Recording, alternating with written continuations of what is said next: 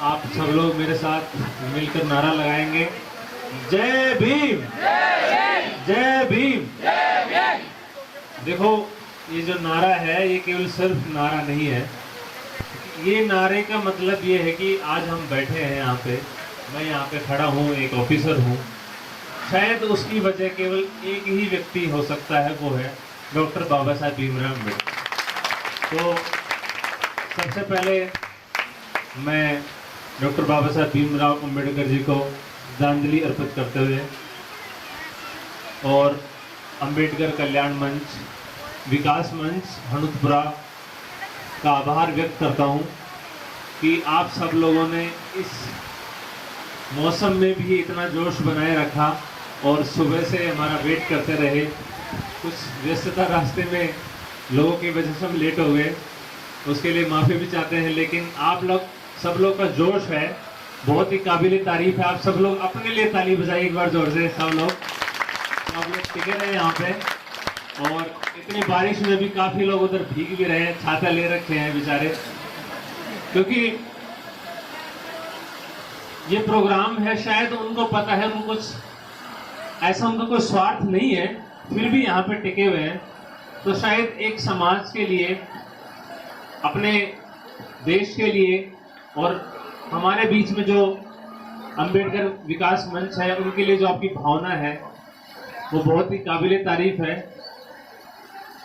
और मैं आपकी बहुत बहुत प्रशंसा करता हूँ इस बात को लेकर कि आप सब लोगों ने बहुत ही अच्छा कार्यक्रम किया है। और शायद ये कार्यक्रम यहाँ के युवा, यहाँ के बच्चे, यहाँ के जो लड़कियाँ हैं, जो खासकर क्योंकि हमारे देश में लड़कियों की शिक्षा अच्छी नहीं है, इसलिए उन पर ज़्यादा फोकस करने की ज़रूरत है। उनके लिए शायद ये मोटिवेशन उनको मिल सके।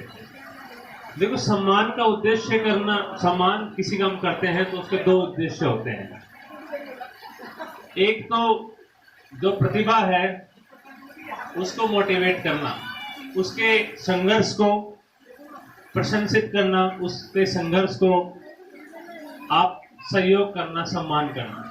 लेकिन दूसरा जो उद्देश्य है उससे बड़ा होता है, वो ये है कि शायद उस प्रतिभा को देखकर हमारे सामने जितने लोग हैं, बैठे हैं, यहाँ के युवा छात्र, शायद उस चीज से प्रेरणा ले सकें कि अगर कोई व्यक्ति मेहनत करता है तो उसका फल क्या होता है, उसको समाज में किस प्रकार सम्मान मिलता है, किस प्रकार का पद मिलता है, किस प्रकार लोगों की सहायता कर सकता है।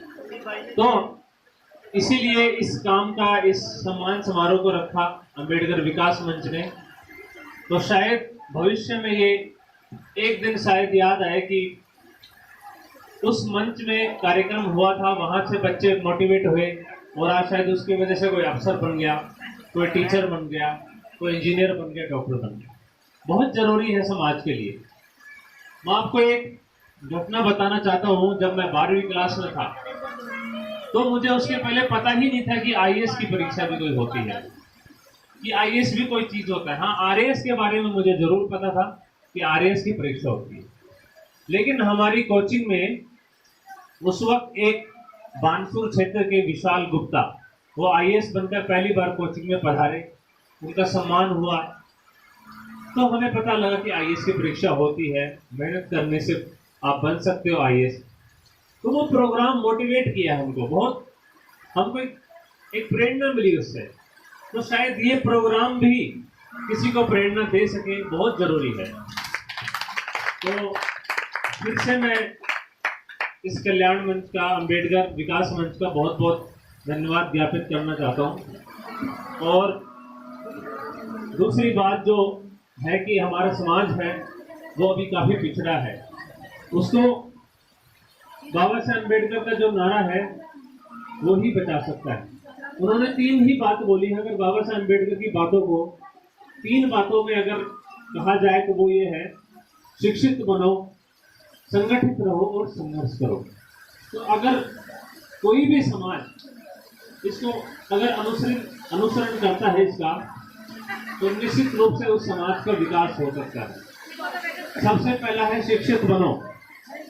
हमें चाहे कठिनाइयां झेलनी है, लेकिन अपने बच्चों को, अपने साथियों को एक ही बात बताना है कि पढ़ाई करो हमेशा। ये शिक्षा ही आपको अर्श से, अगर आप कहीं भी पैदा हुए हो, गरीब परिवार में हो, पिछड़े में हो, लेकिन आप अगर शिक्षित बनते हो तो एक दिन आप सफलता जरूर प्राप्त करोगे, समाज में सम्मान होगा और आप आगे जाकर अपने जैसे हजारों लाखों लोग की मदद कर पाओगे। दूसरी बात है संगठित रहो। आप सब लोगों ने सुना होगा कि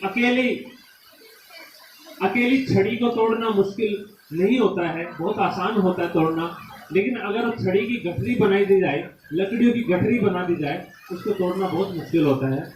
अगर समाज में लोग एक दूसरे का सहयोग करते हैं, एक दूसरे के दुख सुख में साथ खड़े रहते हैं, कोई किसी प्रतिभा, जैसे किसी का 10वीं का रिजल्ट आता है, 12वीं का रिजल्ट आता है, कोई अध्यापक बनता है, कोई इंजीनियर बनता है, अगर उस प्रतिभा का मिलकर सम्मान करते हैं और कोई भी चुनौती आती है समाज के सामने, उससे मिलकर लड़ते हैं, अपने अंदर के भेदभाव को, अपने अंदर के मनमुटाव को भुला करके संगठित होकर संघर्ष करते हैं, तो समाज को कोई नहीं हरा सकता। तीसरी बात है संघर्ष करो।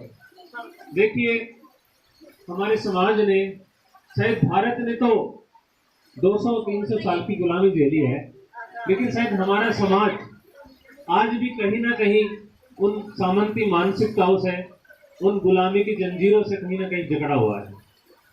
अभी आजादी शायद भारत को मिली है, लेकिन अभी इस देश के प्रत्येक नागरिक को आजादी मिलना बाकी है।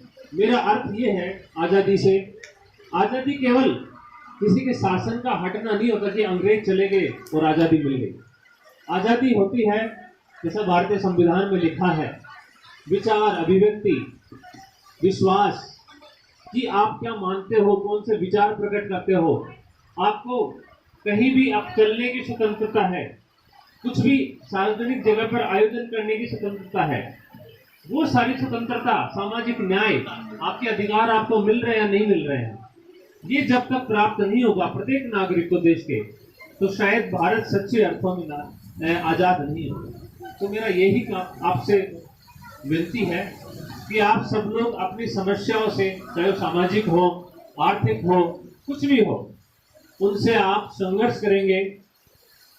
क्योंकि बाबा साहब जब पैदा हुए थे उस वक्त उनका परिवार इतने अच्छी स्थिति में नहीं था, लेकिन बाबा साहब ने लगातार अपने जीवन में संघर्ष किया। उनके जीवन में इतनी कठिनाई आई, लेकिन वो उनसे बिल्कुल भी पीछे नहीं हटे। तो हमारे समाज को भी मिलकर के संघर्ष करना है।